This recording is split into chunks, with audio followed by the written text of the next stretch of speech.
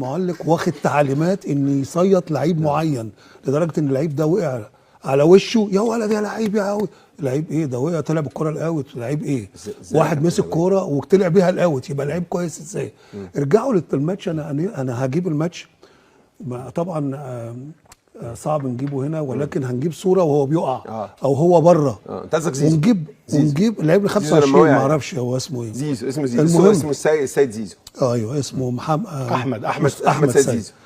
يوسف جوناثان جاي من ورا لقدام، العرضيه تتهاء لناصر، وادي التسديده.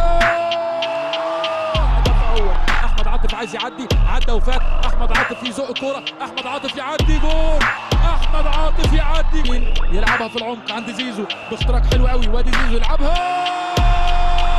زيزو على التنفيذ، يلعب الكره العرضيه ولكن جنش يلمسها، يلعبها ناصر في المرمى. 18 فريق خلال الموسم يلعبها زيزو.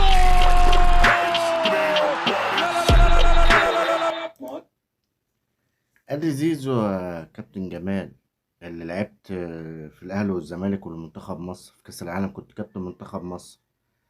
زيزو اللي عمل ريمونتادا قدام فيوتشر، هما كنتوا خسرانين 2-0 وكسبكم، جاب جونين وصنع جون.